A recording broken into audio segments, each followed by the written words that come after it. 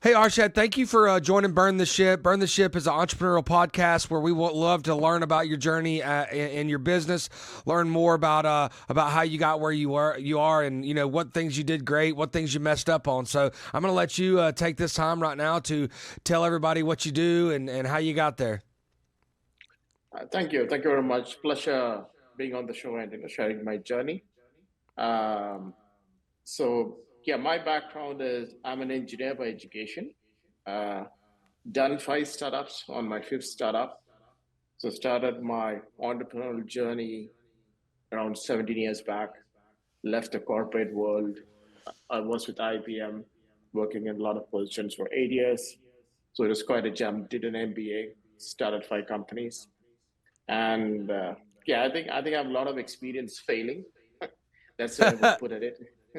So I think a lot of experience in doing, especially early on, in terms of recruitment, sales, scaling. So all that kind of came in handy. So I had an interesting set of startups. I started out with a gaming company. There was an open source ERP company, a point of sale solution, a vehicle telematics company, and finally ending up with an AI automation robotics company, which I started in 2015. And it was 2015, AI was not very cool. It is not in the know. I think we're one of the few companies that were into AI automation robotics. We've been fortunate enough to get a lot of traction, press, including Popular Science, Discovery Channel. We have some really cool robots that we're making. We also have an automation and AI products also we're building. And it's been an interesting journey. I think lots of up and down. And as the Japanese say, two steps backward and three steps forward, right? And That's that's right. been that's been the highlight of what's been going on. Yeah. I think what you said early on is really what a lot of people don't understand and get and I obviously I certainly get it because I say I failed my way into success, and failure is just such an important part of it's an important puzzle, a piece of the puzzle to make those failures and then readjust to make small successes happen. So tell us some of the things that you messed up on, how the failures that you talk about, because what I feel like people think is it's catastrophic failures, and it's really not. It's just a lot of little failures, a lot of little screw ups to go, all right, well, we need to adjust this here and here to fix this. So tell us a little bit about that. Sure. And I think so. A couple of things that I did very wrong is that, I think in my third or fourth company, uh, getting the wrong investors on board. So not all money is good for you, right? This is kind of an Right. important lesson.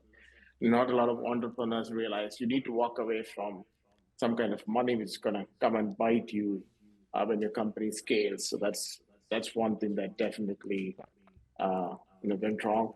And as for me as a leader, I think I was a much more inexperienced leader earlier on. So I think for me also it's been a personal journey over the last 15, 16 years, getting to where I'm in. And in terms of product scaling, sales, managing people, so it's been a lot of learning opportunities along the way, and it's been kind of an uh, interesting journey. So this is, I think, raising money from uh, the wrong investors, recruiting the wrong people, hiring for skills versus attitude and culture fit. And again, that's a very important lesson I learned, you know, during my journey is that, sometimes you just need to hire for attitude and culture fit than hard skills or intelligence, right? This is kind of uh, a hiring lesson I learned. So these are a couple of them that come to top of my mind. Do you feel like because I think there's two things there when you talk about walking away from money. Do you because when I talk to some of these young tech entrepreneurs at these Atlanta Tech Village and Switchyard, and they're young, they're hungry, they're excited about what they're doing. Is it expensive money or personnel?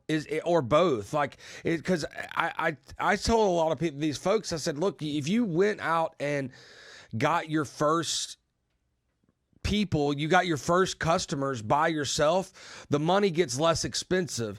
So if you're trying to get money right now and you have no revenue, that money's going to be probably twice or more as expensive than if you go and acquire clients yourself. And you don't have to acquire a ton, just enough to where that makes that money a lot less expensive. And then having the right people that give you the money. Do you think it's a little bit of both, or do you think it's one more than the other?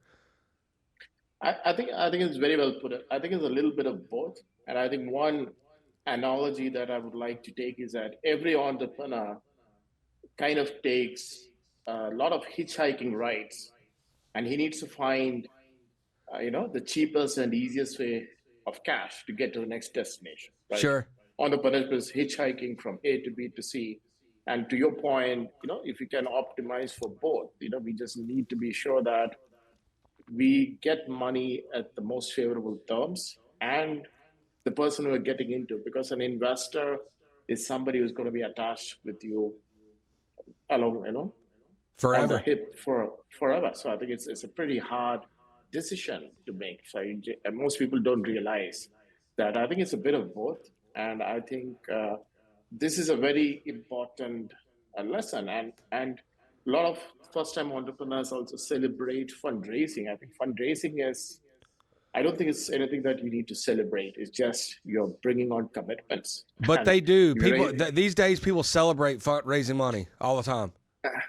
absolutely, absolutely. So I think it's both commitment, and I think again another trap a lot of entrepreneurs fall into is like setting high valuation and control structures into the company, right? So they raise a lot of money, which is still fine, but then they have all these control structures on the board and their agreement, which doesn't allow them a lot of room to maneuver.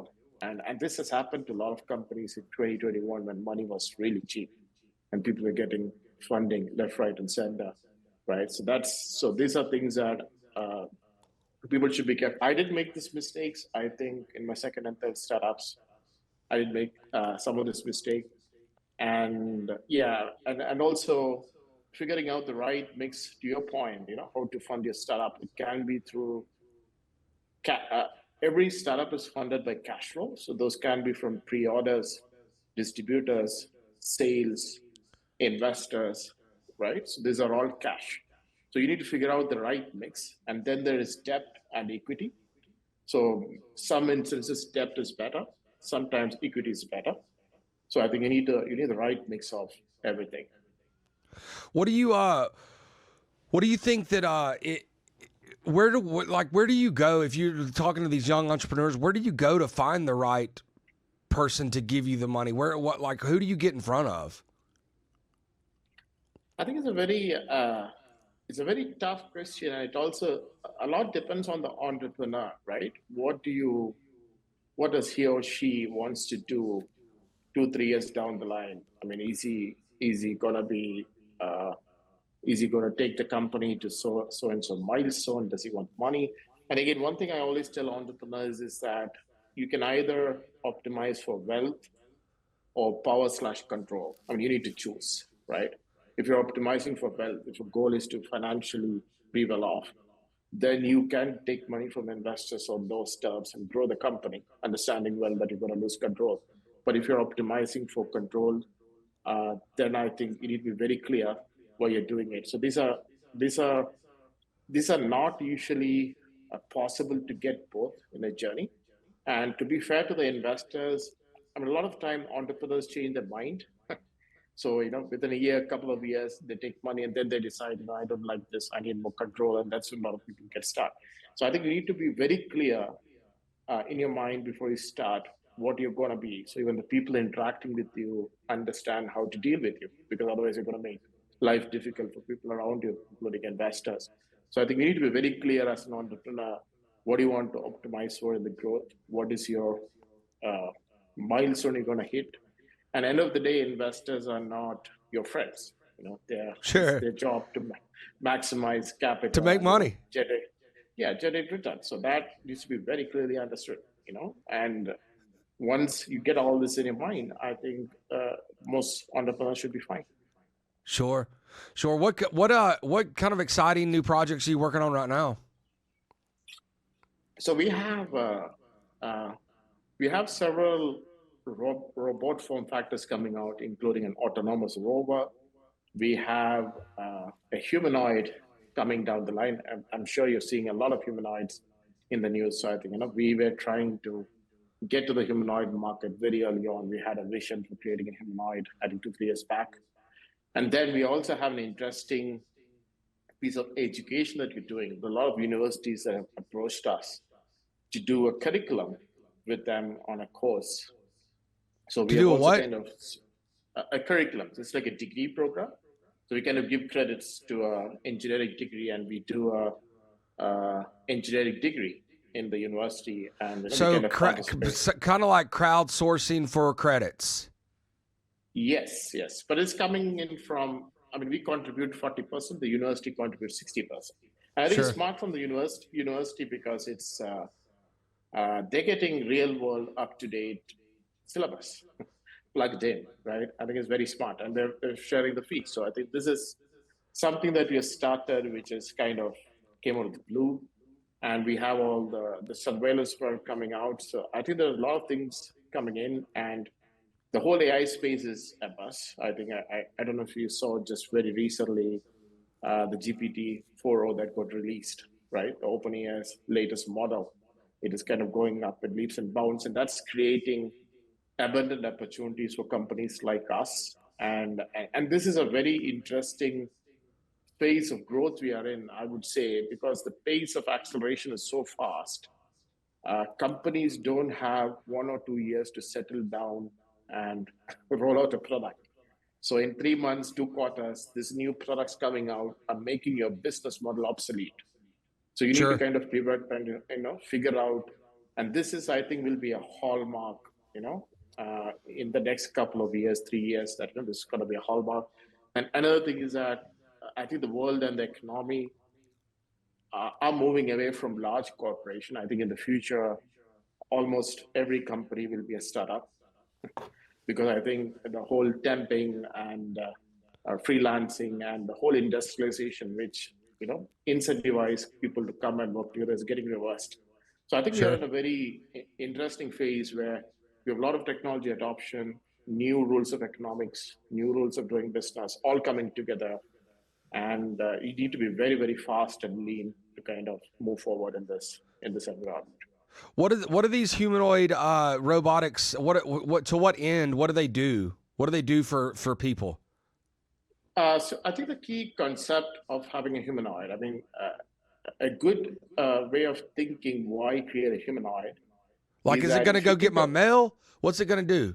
yeah, I mean, if you think about it, we have created the whole world, buildings, escalators, cars, vehicle, for a humanoid form factor, right? It's a quick hack. So if we create a humanoid, it can actually integrate into the environment. So it is designed to kind of do everything that a human can do. It can lift weights. It can use the infrastructure that we developed over the last 100 years everywhere. So it's kind of a quick hack. And that's the logic behind having a humanoid, because the whole world has a lot of infrastructure to created for humanoid, which is us. I mean, we are Sure. biological humanoids, right? So I think, so it can pretty much do anything that you want it to. And I think the technology is still at least 5 to 10 years from mainstream adoption and maturity. And given that self-driving cars are still not at fully adopted, it started coming out 15 years before. It's still not at fully adopted. So I think humanoids are still some time away from getting fully adopted. But definitely there will be a segment of use cases that's gonna kind of be very attractive to this population. So you're gonna see a lot of humanoids walking around very Sure. soon. Sure. What are the the Elon Musk Neuralink? Like, I would think that that's really close to the robotics humanoid as well. It's definitely not too far off. That basically all you're doing is reverse engineering that, right? Absolutely, absolutely, and that's again a very nice school of thought, right? I think there are two schools of thoughts in robotics. There is one school of thought which says, they'll have a general robot doing multiple function like a humanoid, right? There's another school of thought in robotics which says that a robot may not necessarily look like a robot at all. Even your mirror in a bathroom could technically be a robot. It has a screen. It can tell you the weight. It can tell you, what you need to do. So I think you can have your whole house, your door, your shoe rack, everything could become technically a robot, right? Of So course. we don't know who's right. So we're gonna see how it's gonna develop, and the whole Elon Musk, the Neuralink is also pretty exciting, kind of Yeah. scary because you can pretty much do a Google search in your head and pull up results. But I think It's very scary, but they just came out with the first person, right? yes, That did it, the beta, if you will. So which is pretty cool, but it is scary for sure. absolutely, absolutely. And I think there is definitely a lot of use cases, especially I think this is where the Neuralink is kind of would be useful as for people with disabilities and issues who can have a real need of it straight on the bat. And then I think it could be used to augment our capability. Like, I mean, just think of this for a minute. If you have GPT-4o or GPT-5i combined with a Neuralink and it's Right. running in your head, I mean, this is crazy. Just think about Yes. you walking around and it's embedded in you. We'll all be doing everything in superhuman speed, so we Of wouldn't need course. to do anything, right? And this is already here. This is not hypothetical anymore. What I just No, said it's already not. exists in Yeah. the market. So I think this is a real fun part. So that's the speed at which things are moving, and we're lucky to be playing a small part in this whole adoption and the scale up. Yeah, cool.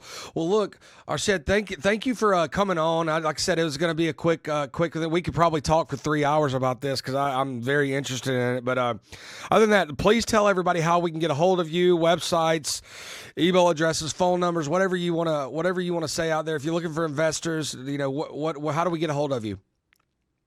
Sure. I think you can go to our website, which is www.ingendynamics.com. So this is a website. So we are on social media on LinkedIn, Facebook, Instagram. But if you go to a website, that's the best place to go in, and you can shoot an email on the contact us form, and we'll be happy to get back. You can also Google us, search for Engine Dynamics on Google. We are on a ton of press coverage very recently, including Entrepreneur Magazine, Fast Company, Popular Science. You can read all our articles. And we expect to reach maximum number of homes shortly. So I think we look forward to having a product in all of your homes very shortly. Awesome. Thank you so much. We appreciate your time, and everybody go out there and kill the world and be kind to each other while you do it. Sure, absolutely. Thank you very Thank much. you. Thank you.